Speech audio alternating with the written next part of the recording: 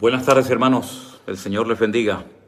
Bienvenidos una tarde más a este tiempo en el que lo dedicamos para responder a las preguntas que cada día recibimos de parte de ustedes a través de distintos medios. Confiamos en que el Señor nos dará la luz y la sabiduría necesaria para poder responder a todas vuestras dudas, dar una respuesta bíblica y coherente a todas las preguntas que ustedes nos hacen, y confiamos que sea el Señor el único que se lleve toda la gloria y la honra. De hecho, cada tarde, como bien saben ustedes, pedimos la bendición y la dirección del Señor para que todo lo que hagamos le glorifique a Él y que ustedes sean ministrados única y exclusivamente a través de la palabra de Dios. Porque es la palabra de Dios la que se tiene que predicar, la que tiene que ser la base y el fundamento de nuestra creencia y de nuestra experiencia personal con el Señor.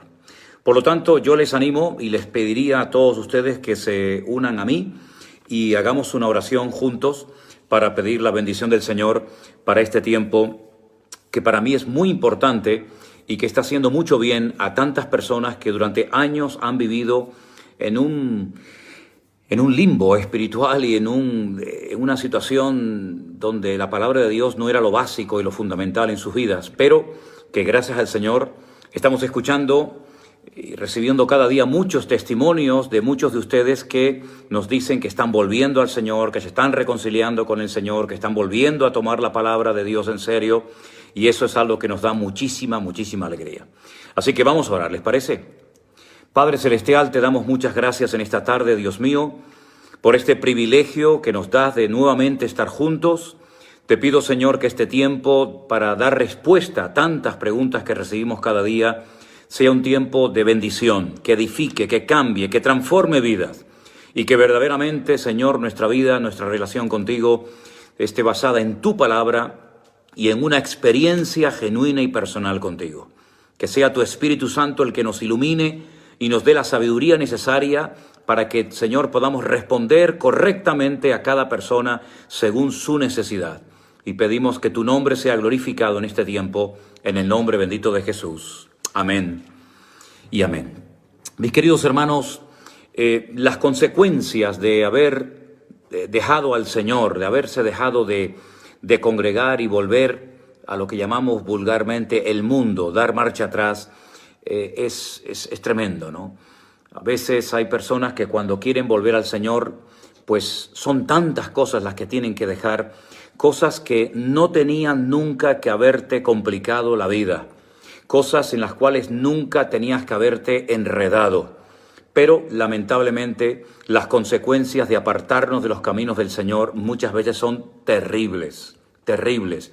Y mi recomendación para todos aquellos que están volviendo al Señor es que vuelvan en serio, no vuelvan a medias, a por todas o quédense como están, porque lo que no puede ser es que volvamos a medias, que queramos volver al Señor, pero siempre teniendo 3 o 4 o una serie de cosas, digamos, que no son del agrado del Señor, pero ahí las tenemos. Miren, hermanos, aquí es todo o nada. El Señor no pide un poco de tu vida, el Señor pide todo, porque Él se entregó todo por nosotros. Y yo te puedo asegurar, te lo digo de verdad, que si tú le entregas todo al Señor, el Señor se va a encargar de ayudarte, de darte la sabiduría, de abrirte las puertas, de orientarte, de iluminarte el camino para que tú verdaderamente puedas volver a iniciar una vida victoriosa, una vida bendecida. Pero repito, no vuelvas a medias. Sé que a lo mejor hay relaciones que mantuviste o que estás manteniendo que ahora te cuestionas, ¿qué hago? ¿Qué hago ahora con esta persona con la cual convivo? ¿Qué hago ahora con este trabajo? ¿Qué hago ahora con este vicio? ¿Qué hago ahora con aquello? Mira, no te agobies. Ora al Señor. El Señor te va a dar la gracia, el Señor te va a dar la sabiduría para que si tú vas en serio, yo te puedo asegurar que el Señor te va a ayudar.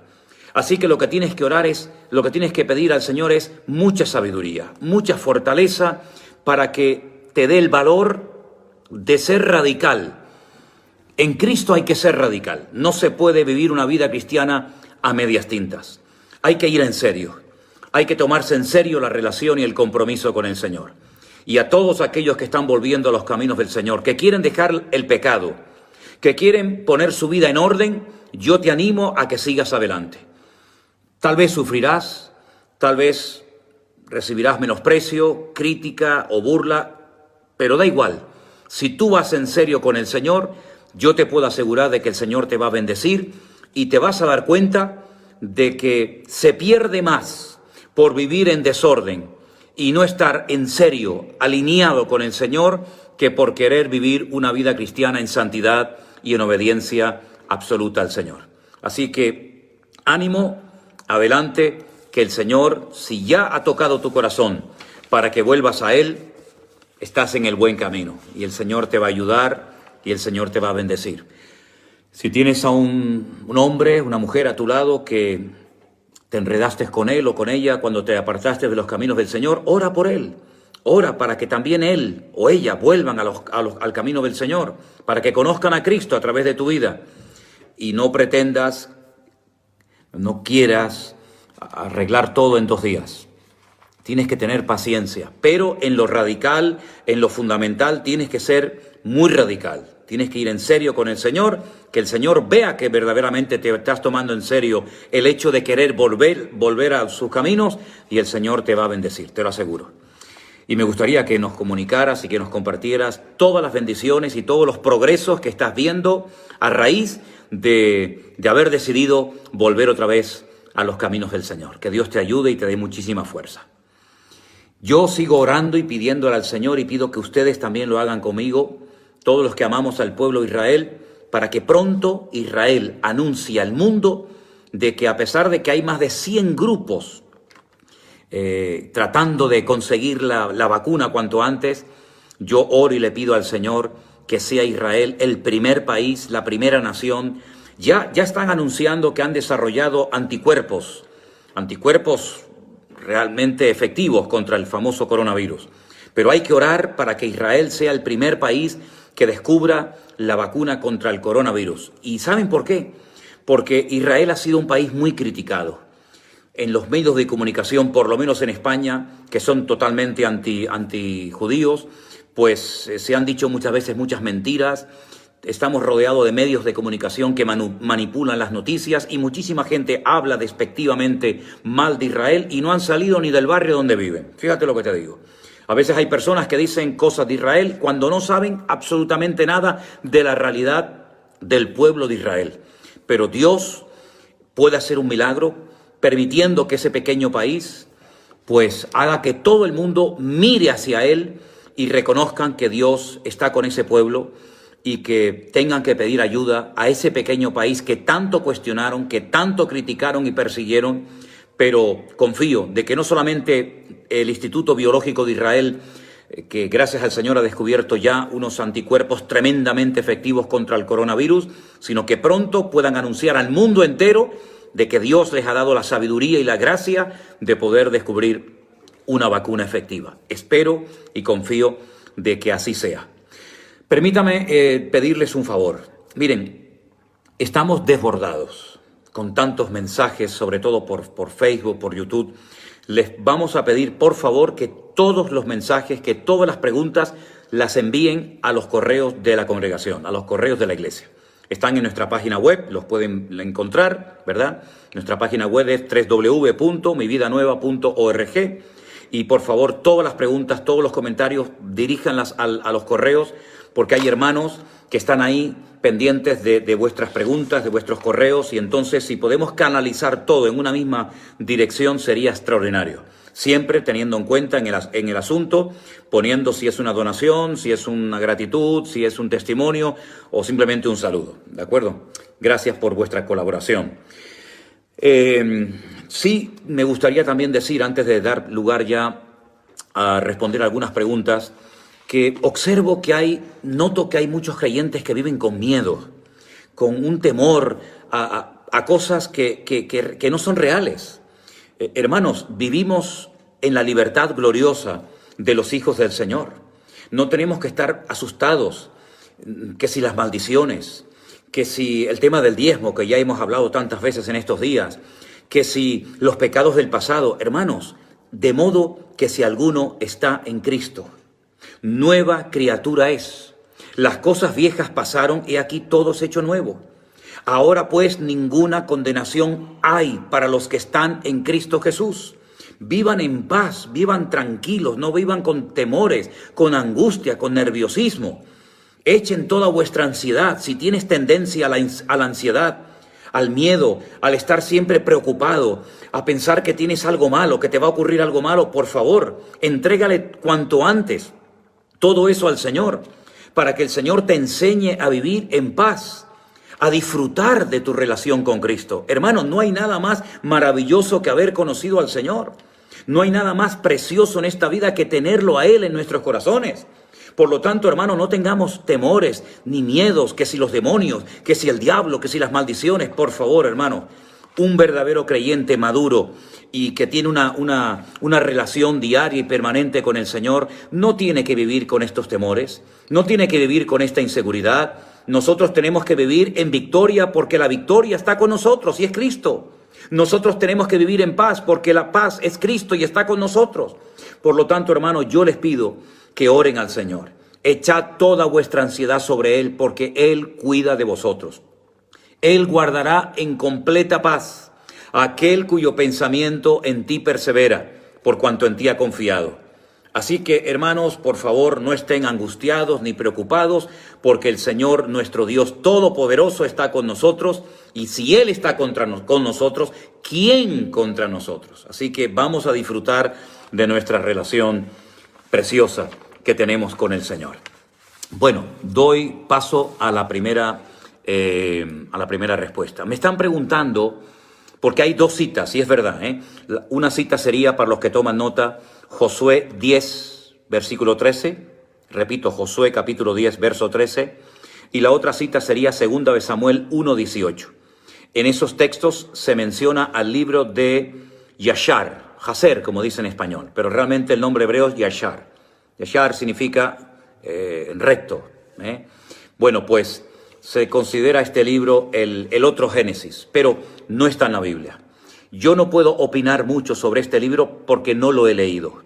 He oído hablar de él, creo que se puede descargar por PDF, incluso creo que se puede comprar en estas empresas que se pueden comprar libros, pero yo no lo he leído, ¿de acuerdo? No es un libro que está en la Biblia. Por lo visto estuvo desaparecido durante muchísimo tiempo, pero se encontró en Qumran, ¿verdad? En las cuevas de Qumran se descubrieron muchísimos manuscritos, muchísimos libros, y el famoso libro de Yashar, por lo visto, está allí. Así que si alguien quiere leerlo, pues puede leerlo sin ningún problema, pero recuerden que no es un libro que forma parte del canon de la Escritura y por lo tanto no es un libro que nos tiene que preocupar en el sentido de que no está en la Biblia. Lo que está en la Biblia es más que suficiente para vivir una vida cristiana victoriosa. Y añado, creo que con los 66 libros que tenemos en la Biblia, tenemos más que suficientes para estar ahora preocupados por libros que no están en la Biblia. Usted quiere leerlos, léalo. Pero yo no puedo darle una opinión sobre el libro de Yashar porque no lo he leído, y hablar de algo que no he leído me parece a mí que sería un disparate. ¿De acuerdo? Es lo que le puedo decir. Hay gente que ha preguntado en varias ocasiones, ¿qué opino yo? Aunque yo les digo una cosa, vuelvo a reiterar lo de siempre, yo respondo preguntas de la Biblia. Pero me pareció esta pregunta interesante y voy a dar mi opinión. La pregunta es, ¿qué opino yo acerca de las normas que muchas veces existen en las iglesias? Bueno, vamos a ver, las normas, siempre y cuando sean bíblicas, estoy totalmente de acuerdo con ellas. Yo creo que en las iglesias, incluida la nuestra, también hay normas, hay principios mínimos de conducta, ¿de acuerdo? Hay unas normas básicas y elementales para el orden, para la puntualidad, para las maestras de la escuela dominical, para los cultos, para las reuniones. Las normas no son malas. En los hogares hay normas, en los puestos de trabajo hay normas y lógicamente en las iglesias también hay normas. Esas normas, repito, tienen que estar basadas única y exclusivamente en la palabra de Dios. Si son normas, si son cosas que se han dictado, que se han dicho, que no son bíblicas, pues hombre, estoy totalmente en contra de ellas. Pero siempre y cuando sean normas que funcionan o que nos ayudan a funcionar correctamente en nuestra relación con los hermanos, en cuanto a nuestra relación con la iglesia, pues estoy totalmente de acuerdo con ellas, ¿de acuerdo? Ahora, repito, las normas tienen que ajustarse a la Biblia, ¿eh? Y siempre y cuando sean normas avaladas por la palabra de Dios, adelante, no hay ningún problema. Pueden haber normas para los sugieres de la iglesia, pueden haber normas, ¿verdad? Normas de régimen interno, llamémoslas así, para a la hora de repartir, por ejemplo, la Santa Cena, o recoger la ofrenda. O puede haber normas para todo, y son necesarias, son buenas, pero repito, tienen que estar todas basadas en la Biblia, en la palabra de Dios, ¿de acuerdo? Otra pregunta que alguien ha hecho es, ¿qué edad se cree o se calcula que podía tener Isaac, el hijo del patriarca Abraham, cuando fue llevado al monte Moriah para ser sacrificado? Yo sé que hay fotografías, sé que hay a veces libros que presentan a Isaac como un niñito pequeño, un jovencito, que su padre lo lleva, digamos, al monte Moriah para ser sacrificado. Bueno, realmente esa imagen no es correcta. Se calcula que Isaac podía tener casi ya 40 años de edad. Luego el milagro, la acción de presentarse como víctima es aún más tremenda, porque ya era un hombre adulto. Por lo tanto, no era un niñito pequeñito que lo podías obligar a la fuerza, sino que ya era un hombre hecho y derecho. Y probablemente tenía ya casi 40 años de edad cuando la Akedah, cuando el sacrificio de Abraham o de Isaac por parte de su padre Abraham podía haberse llevado a cabo. Gracias al Señor no se llevó, todos conocemos el final de la historia y es una historia realmente extraordinaria. Referente a Lucas capítulo 12, donde da a entender los versículos 47 y 48 y otros también, que parece que hay como diferentes castigos cuando la gente sea condenada, los que sean condenadas, pues parece ser que sí, y en cierto sentido lo considero y lo veo lógico, ¿no? Así como va a haber en la eternidad diferentes recompensas, hombre, lógicamente no puede tener la misma recompensa un apóstol, un hombre que ha dado su vida como mártir por la causa del Evangelio, que una persona que prácticamente no ha hecho nada para el Señor, ¿verdad? Por lo tanto, así como hay diferentes niveles de recompensas en la eternidad para los justos, para los hijos y para las hijas de Dios, dice que Él recompensará a cada uno según sea su obra, pues yo creo que también la Biblia da a entender que en el lago de fuego, en el infierno, pues puede haber diferentes castigos según los pecados que hayan podido la gente cometer. Yo creo que el castigo para Adolf Hitler no es lo mismo o no será igual que para otra persona que a lo mejor no ha pecado tanto como este personaje o como cualquier otro, ¿no? Y yo creo que la Biblia a veces da a entender que puede haber como distintos niveles, tanto en lo positivo, en las recompensas, como también a la hora de los castigos, ¿no? Alguien pregunta, ¿cuánto tiempo se calcula que el apóstol Pablo, desde su conversión hasta que ya, digamos, aparece en la escena pública oficialmente como el famoso apóstol Pablo, más o menos cuánto tiempo se calcula que estuvo el apóstol Pablo preparándose en el desierto, recibiendo el evangelio que posteriormente predicaría? Bueno, se calcula que alrededor de unos 15 años, ¿vale? Alrededor de unos 15 años se calcula que estuvo el apóstol Pablo preparándose, recibiendo un trato especial de Dios antes de presentarse como el famoso apóstol Pablo y comenzar su ministerio itinerante como apóstol fundador de iglesias y como una persona tremendamente utilizada por el Señor. Más o menos se calcula ese tiempo, ¿de acuerdo? Por otra parte, alguien hace una pregunta muy interesante. En la genealogía que aparece en Mateo capítulo 1, se dice que hay 3 grupos de 14, ¿verdad?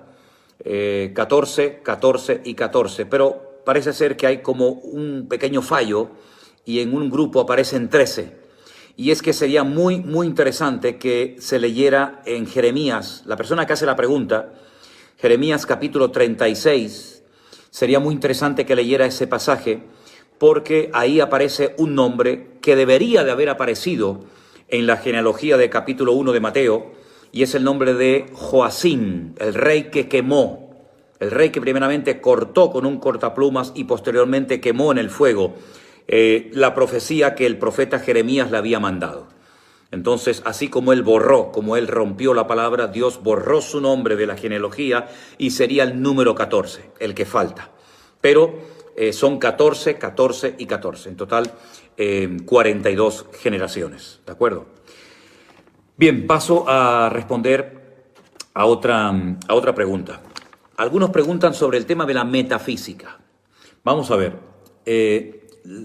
Aquí tenemos que hilar muy fino porque, y espero que no me malinterprete, la metafísica es una rama de la filosofía que en principio se encargaría de estudiar las causas, los efectos, los principios, el ser, la existencia y también algunas cosas relacionadas con lo divino, ¿verdad? Pero también el tema de la metafísica tiene una connotación negativa porque hay mucha gente que lo que practica es hechicería, brujería, utilizan piedras, la energía, etcétera, etcétera, y a eso también lo llaman metafísica. Entonces, hay una parte, digamos, de la metafísica que está bien, que es una rama de la filosofía que analiza las causas, los efectos, el porqué de las cosas, ¿sí? Que va más allá de lo que simplemente lee y quiere encontrar una explicación, digamos, racional, ¿verdad? Y no solamente un acto de fe. Y otra cosa es la metafísica, digamos, en un aspecto negativo, en el sentido de que hay personas que lo que quieren es trabajar con el tema de las energías y todo esto, y estamos totalmente en contra. Los cristianos, los creyentes, tenemos totalmente prohibido por la palabra de Dios, ¿verdad?, todo contacto o todo este mundo de las energías, de las piedras, de los chákaras y todas estas porquerías y basuras que han destruido a miles de personas y que creyendo que tienen dones espirituales, lo que está haciendo el diablo es usar sus vidas. Hay personas que dicen, no, yo desde niña tuve un don para sanar a los enfermos, o para mover las cosas de sitio, o para materializarme, o para trasladarme en viajes astrales de un lugar a otro. Todo eso es demoníaco, todo eso está totalmente prohibido por la palabra del Señor. Así es que por eso hace falta leer mucho, mucho la palabra de Dios para saber si realmente lo que tú dices que es un don espiritual, un don de Dios, es un don de Dios o es tal vez un don de adivinación o es una capacidad diabólica que tú crees que el Señor te ha dado y después resulta que es algo diabólico, que tú estás disfrazándolo como algo espiritual, pero que no tiene nada que ver y que mucho menos le da la gloria a Dios, sino que la gloria te la estás llevando tú y encima estás sacando dinero y un beneficio económico de algo que crees que Dios te ha dado, pero que Dios no te lo dio. Porque también tengo que decir que el diablo es un imitador de las cosas de Dios. Y el diablo muchas veces capacita a ciertas y determinadas personas para que hagan la función negativa que hacen, creyendo que hacen un favor, creyendo que que hay una magia buena y una magia mala, una magia blanca y una magia negra, unas cosas buenas y unas cosas malas. No. El que no está con Cristo 100% está en contra de él. Dios no se mezcla con santería, ni con umbanda, ni con estas basuras, ni con cosas esotéricas, sino que Dios es un Dios de santidad y es un Dios de orden. Y no es Dios el que tiene que ponerse a su servicio, sino es usted el que tiene que humillarse y buscar a Dios en santidad, en orden, en obediencia y poner su vida al servicio del Señor. Y nadie nace con un don espiritual, eso lo quiero dejar bien claro. Nadie nace con un don espiritual. Los dones son posteriores a la conversión. Primero es la conversión. Si usted no se ha convertido y ha entregado su vida a Jesucristo, los dones espirituales que usted dice tener no son de Dios. Porque lo primero es la conversión, ser lavados, transformados, cambiados por la sangre preciosa de Jesucristo.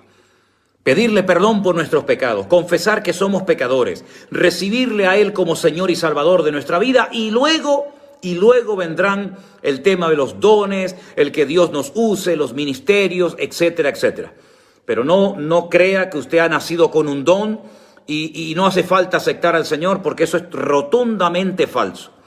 Y puede ser que el diablo le esté utilizando, creyendo usted que le está usando el Señor. Así que ándese con ojo con esto, porque esto es algo realmente muy serio. Y no todo lo que hacemos glorifica al Señor, ni viene de parte del Señor. A veces el diablo unge, a veces el diablo le da ciertos y determinados dones a las personas que no tienen nada que ver con la unción verdadera del Señor. Dice que vendrían falsos cristos, es decir, no solamente personas que se harían pasar por el Señor Jesucristo, sino falsos ungidos, falsos ungidos. ¿Y cuántos falsos ungidos han engañado a hijos y a hijas de Dios, haciéndoles creer que lo que les decían o lo que hacían realmente eran milagros que venían del corazón de Dios? Analicemos a la luz de las Escrituras, porque en los últimos tiempos hasta el mismísimo anticristo, fíjese lo que les digo, hasta el mismísimo anticristo y el falso profeta harán señales y prodigios con la intención de engañar, con la intención de seducir y de arrastrar a la mentira a muchas personas. Hay gente que en su desesperación se agarran a un clavo ardiendo. Lo mismo le da que un pastor verdadero ore por ellos que un santero. Da igual, con tal de que el niño se le cure, con tal de que la esposa se le sane, son capaces de ir y tocar a cualquier puerta. Ándese con ojo. Es mejor morir enfermo, pero ir a la presencia del Señor, que morir sano e irse al infierno por no haber conocido al Señor Jesucristo.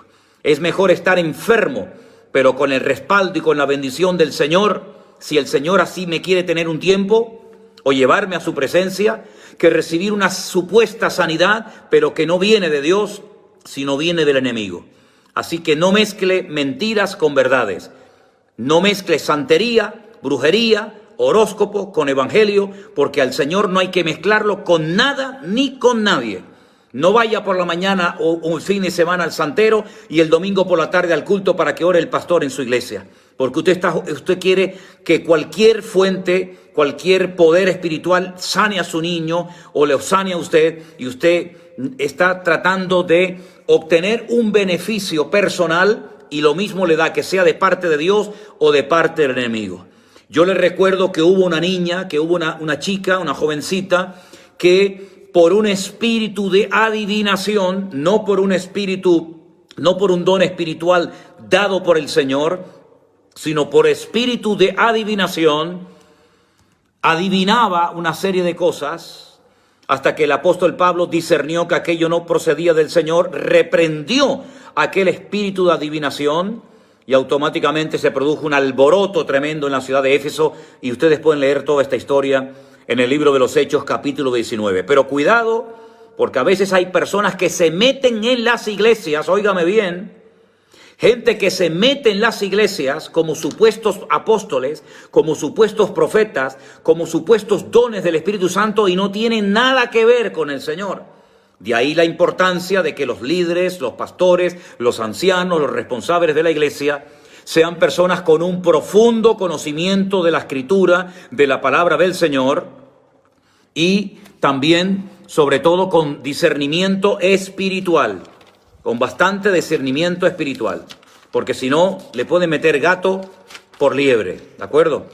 Así es que, querido hermano, la historia de todo esto, usted la puede encontrar en el libro de los Hechos, a partir del capítulo 16, después usted va a encontrar en el capítulo 19 la visita del apóstol Pablo a Éfeso, pero efectivamente, disculpen, era en el capítulo 16 donde se produce este problema con esta chica que tenía espíritu de adivinación. Y hay gente que tiene espíritu de adivinación y creen que es un don de Dios. Este es un tema muy delicado, delicado, porque como hay tan poco conocimiento bíblico en un amplio sector del mundo evangélico, ¿dónde van a operar? Pregunto, ¿dónde van a operar los falsos profetas? ¿Dónde se van a introducir a compartir sus mentiras los falsos ungidos? En iglesias donde nadie puede compartir la palabra salvo la persona que lleva la responsabilidad. Es mucho más fácil que un falso profeta, escúcheme bien esto, es muy importante, es mucho más fácil que un falso profeta, que un falso ungido se meta en una iglesia evangélica que, por ejemplo, en una iglesia católica. Porque en la iglesia católica el que ministra, el que hace todo el culto, la ceremonia, la misa, es el sacerdote. Pero en una iglesia evangélica es mucho más fácil que se den falsas profecías o se hagan a veces falsos milagros que en una misa católica. A menos que se vaya a estos lugares donde supuestamente hay apariciones de ángeles y de vírgenes, etcétera, etcétera. No me refiero a esos lugares, pero cuántas veces en las congregaciones se han dado falsas profecías, se han manifestado personas aparentemente bajo el poder de Dios y no tenía nada que ver aquello con el poder de Dios. Cuántas personas incluso han hablado supuestamente en lenguas de Dios y no eran lenguas de Dios, sino eran lenguas humanas y hasta del otro extremo también. Es decir, esto es un mundo muy delicado y hay que tener mucho discernimiento, mucha sabiduría en el Señor para que el enemigo no se pueda meter en la iglesia tan fácilmente como ya se ha metido en muchas congregaciones, donde se han llegado a enseñar, a practicar y a creer y a aceptar cosas como si vinieran de parte del Señor y no tiene nada que ver con el Señor. Yo he estado en congregaciones y antes de predicar se han dado interpretaciones o profecías que no tenían nada que ver con la Biblia. Y yo las he escuchado. Y en mi ignorancia en aquellos tiempos, pensando que el pastor a lo mejor le iba a llamar la atención a esa persona o decirle que se callara, encima le han dado un aplauso por lo que acababa de decir, cuando era totalmente antibíblico lo que acababa de decir. Entonces, mis queridos hermanos, hace falta orar por mucho discernimiento, por mucho conocimiento de la palabra, porque en muchísimas congregaciones se ha metido el enemigo y no se han dado ni cuenta. No se han dado ni cuenta que el enemigo se ha metido y se ha apoderado de la enseñanza, se ha apoderado de ciertos y determinados sectores de la congregación y no se han dado ni cuenta. Satanás es capaz de disfrazarse como ángel de luz. Lo han leído en la Biblia, ¿verdad? Como ángel de luz, Satanás es capaz de disfrazarse en la iglesia. ¿Cuántas mujeres han entrado en las congregaciones para destruir a pastores? Esas Jezabeles, ¿verdad? ¿Cuántas personas han venido con palabras muy bonitas, ¿verdad? Con muchos piropos, con regalos, y a veces son personas enviadas por el mismísimo Satanás, pero por falta de discernimiento espiritual, por falta de conocimiento bíblico, el pueblo de Dios ha sufrido muchísimas veces. Que Dios nos ayude y que Dios nos guarde a tener mucho más discernimiento espiritual, porque en estos tiempos, sin lugar a dudas, nos va a hacer mucha falta.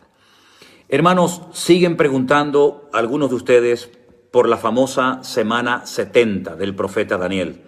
Miren, en una de las clases de escatología que yo di y que están grabadas, está explicado, a lo mejor no profundamente, pero una explicación sencilla para que la gente pueda entender en qué consiste la famosa semana 70 del profeta Daniel. Vuelvan a escuchar, vuelvan a ver esas enseñanzas que yo di en su momento sobre la semana 70 y creo que van a encontrar mucha información ahí, ¿de acuerdo? Bueno, a veces se han producido supuestos milagros en las iglesias, y cuando uno lo analiza objetivamente y además lo compara a la luz de las Sagradas Escrituras, de milagro, nada. De milagro, nada. Así es que el Señor nos ayude a estar con 40 ojos, porque en los últimos tiempos el enemigo va a hacer todo lo posible por engañar a los hijos y a las hijas de Dios. Y sobre todo lo que tenemos que hacer es buscar la metodología bíblica y no buscar métodos extrabíblicos para que mi iglesia crezca sí o sí. Métodos bíblicos, ir a la palabra, ir a la escritura. Puede ser que haya un método que si usted lo aplica, que no sea bíblico, le dé grandes resultados económicos, usted tendrá más fama, usted será más reconocido, usted tendrá más gente. Pero vamos a ver, pero el fin no justifica los medios. Usted no puede permitir y consentir ciertas y determinadas cosas en la iglesia porque obtiene grandes resultados. Entonces, si usted lo que quiere son resultados, tenga cuidado porque el enemigo, como conoce su corazón perfectamente, Le puede engañar creyendo que está trayendo bendición a su iglesia y lo que está trayendo es una ruina a corto y a largo plazo. Y no será la primera vez. No será la primera vez. Y sobre todo quiero hacer una pequeña reflexión, si me permiten, con el tema de los negocios dentro de las congregaciones. Ándense con ojo. Cuidado con utilizar la iglesia como plataforma para captar clientes.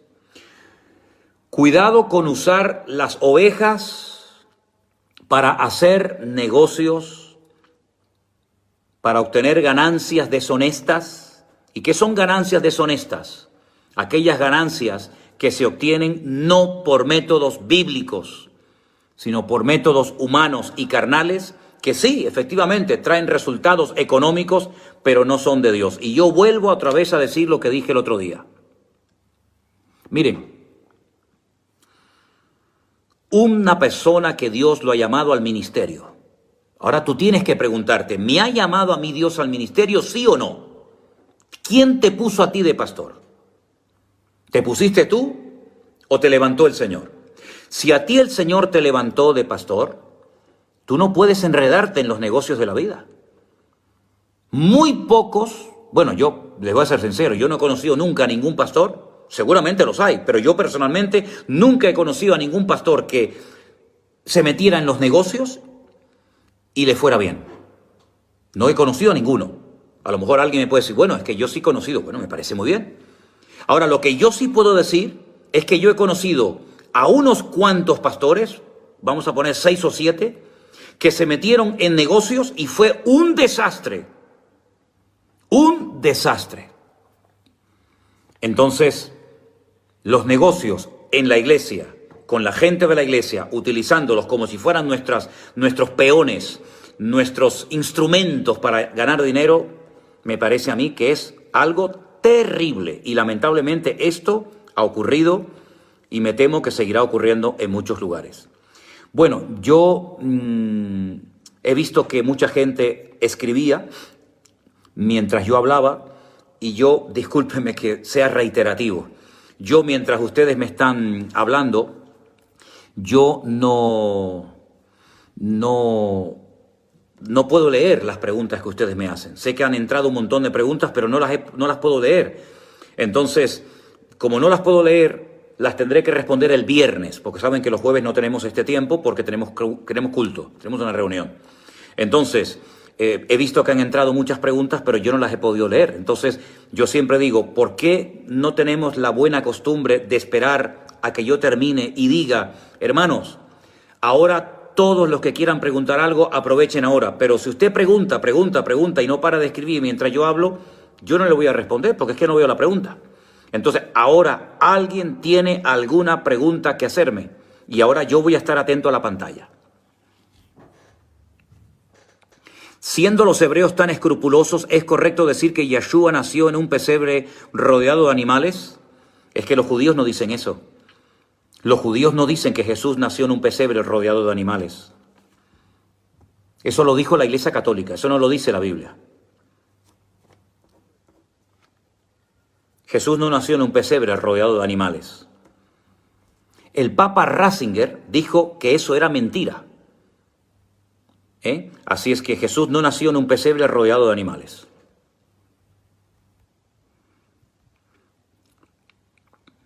Los negocios que comienzan. ¿Qué opina usted del grupo G12? Bueno, yo a todos los pastores y a todos los hermanos que me hablaban a mí del G12, esos mismos hermanos me dijeron que al final eso terminó en un rotundo fracaso, que fue terrible, que trajo más daño que beneficio. Yo nunca estuve en el G12, jamás. Ni lo apoyé, ni creí en eso, ni estuve en eso. Pero conozco a muchísimos hermanos, no solamente en España, que me dijeron que estuvieron en ese movimiento y por lo visto ellos mismos después se salieron y me dijeron que todo fue un rotundo fracaso. Es lo que les puedo decir. No creo en sistemas humanos para que la iglesia crezca. Creo en solamente sistemas bíblicos. Y el G12, por lo que me contaban y por un poquito que yo me informé, olía más a carne que a espíritu. Aunque te lo presentaban, aunque te lo presentaban como la revelación del Espíritu Santo. Pero para mí eso olió a carne desde el primer momento, desde el minuto 1. No eran 3 los magos de Oriente. Por ahí vi que ¿por qué lo visitaron 3? No eran 3. La Biblia no dice que eran 3 magos de Oriente. Eso no dice la Biblia. Hay que leer la Biblia. La Biblia no dice ni si eran 3, eran 4, eran 25. ¿Vale? El G12 era un sistema de trabajo de células, de grupos celulares, que creo que se originó en Colombia, si no recuerdo mal. Pero hablemos de la Biblia, en vez de los G12. Hablemos mejor del Señor y de la Biblia. No me interesa hablar del tema del G12. ¿El anticristo sabrá qué es el anticristo? Muy buena pregunta. No lo sé. Supongo que sí, pero también si digo que no lo sé. No lo sé. Yo me decanto que el anticristo comenzará como un político normal y corriente, pero poco a poco se irá enredando en asuntos espirituales, como a muchos líderes les ha pasado, y al final terminará siendo un instrumento tremendamente utilizado por el diablo, como dice la Biblia. Pero no puedo decir bíblicamente que él sabrá desde el minuto 1 que es el famoso anticristo de la Biblia. Como tampoco puedo decir que no lo sabrá. Sinceramente no lo sé. ¿Por qué la teología ha traído tantas devociones? ¿Por qué la teología ha traído tantas devociones? Bueno, la teología es el estudio de Dios y de su palabra. No entiendo lo que usted quiere decir con tantas devociones. La teología es el estudio de Dios y de su palabra. No es nada malo estudiar teología. ¿Cómo era Jesús físicamente? No lo sé. No sé, a ver quién me hizo esta pregunta. Camila, ¿yo cómo voy a saber cómo era Jesús físicamente? No lo sé. La Biblia no lo dice cómo era. No tengo ni idea cómo era Jesús físicamente. Pastor, ¿los niños de los inconversos son arrebatados? Bueno, depende de lo que llamemos niño. Ya con 14 o 15 años, hoy en día, ya con 14 o 15 años ya saben más que Lepe, como decía mi abuela, ¿no? Diríamos que depende de la edad. Depende de la edad. ¿Fue en Sukkot durante la fiesta de los tabernáculos? Yo creo que sí. Yo creo que Jesús nació durante esa época, durante la fiesta de Sukkot. Sukkot, no Sukkot. Sukkot es lo que se hace. La fiesta se llama Sukkot, la fiesta de los tabernáculos, como se conoce en castellano, ¿no? Yo creo que sí, que Jesús pudo nacer en esa época. Lógicamente no en diciembre, entre los meses de septiembre, octubre, lo más probable. ¿El anticristo será musulmán? No, el anticristo puede ser que sea mitad árabe, mitad judío, pero el anticristo no es 100% musulmán, porque el anticristo habrá un momento en el que el pueblo de Israel lo reconocerá como su Mesías. Y el pueblo de Israel jamás va a reconocer a un musulmán como su Mesías. Así que como mínimo su madre tiene que ser judía, porque en el judaísmo si la madre no es judía, el niño no es judío. Por lo tanto yo creo que puede ser tal vez de padre árabe, pero de madre probablemente judía. ¿De acuerdo? Habla de las riquezas de Salomón y da el número de la bestia. Pastor, la Biblia habla de las riquezas de Salomón y da el número de la bestia. Bueno, tendría que verlo. Sí, Salomón era un hombre tremendamente rico y el número 6 aparece mucho, efectivamente, en la vida de Salomón. Explique la parábola o la palabra de 1 Timoteo 3:16. Permítame que lo busque. 1 Timoteo 3:16 dice la palabra del Señor: indiscutiblemente grande es el misterio de la piedad. Dios fue manifestado en carne. Efectivamente, Jesús es Dios. Justificado en el Espíritu. El Espíritu lo justificó, lo avaló en todo momento. Visto por los ángeles. Efectivamente, los ángeles vieron al Señor Jesucristo. Predicado a los gentiles. Por supuesto. Creído en el mundo, recibido arriba en gloria. Todo esto es una descripción del ministerio del Señor Jesucristo. No hay mucho más que aportar a todo esto, ¿vale? ¿Se puede participar de la Santa Cena solo habiendo aceptado a Cristo en su corazón? Sí, claro. Pero volvemos a lo de antes. A veces hay iglesias que ponen ciertas y determinadas normas, ¿vale? Entonces, a veces las normas son buenas para el orden de la iglesia. Entonces, pregúntele a usted, a su pastor, si en su iglesia, solamente por el hecho de aceptar a Cristo, la persona puede participar de la Santa Cena, porque hay iglesias que dicen sí y hay congregaciones que dicen no, espérese usted un poco a ser bautizado o a que lo conozcamos un poco más. Entonces, respete usted las normas de su iglesia local. Respete las normas de su iglesia local. Usted tiene que preguntarle esto a su pastor. Yo le puedo decir que bíblicamente no dice la Biblia que para participar de la Santa Cena hay que estar bautizado. No lo dice, ¿verdad? Pero a lo mejor en su iglesia dicen, bueno, usted ha aceptado al Señor, me parece muy bien, pero usted lleva 3 días en la iglesia. Lleva 3 días en la iglesia porque si llevara mucho tiempo, lo normal hubiera sido que se hubiera bautizado. Entonces, si usted ha aceptado al Señor y no se ha bautizado, probablemente lleva poco tiempo. Entonces, a veces en las congregaciones se dice a la gente, espérese un poco, ¿vale? ¿Por qué la teología ha traído tantas divisiones? No, la teología no ha traído ninguna división a la iglesia. Las divisiones no las produce la teología. No. Está usted confundido, discúlpeme. La teología es el estudio de Dios y de su palabra. Teo, Dios, logía, palabra. La teología no trae divisiones a la iglesia. Las divisiones vienen por otros motivos, no precisamente por la teología. ¿Sí? El presidente de El Salvador cumple madre judía, padre musulmán. Yo no conozco al señor, el presidente de El Salvador, pero es que hay miles de casos como el que usted me acaba de comentar. Hay miles de personas nacidas de madre judía y de padres musulmanes. Miles de casos, ¿verdad? Si llega el rapto y aún no me he bautizado, pues le va a pasar lo mismo que al ladrón en la cruz. Hoy estarás conmigo en el paraíso. Si usted ha aceptado al Señor y no se ha bautizado porque no ha tenido tiempo o porque no ha podido, lo que está bien claro es que el requisito para ir al cielo no es necesariamente que se bautice. La pregunta es, si usted ya aceptó al Señor Jesucristo, ¿por qué todavía no se ha bautizado? Debería de hacerlo, es mi recomendación. ¿Celebrar la Navidad es pecado?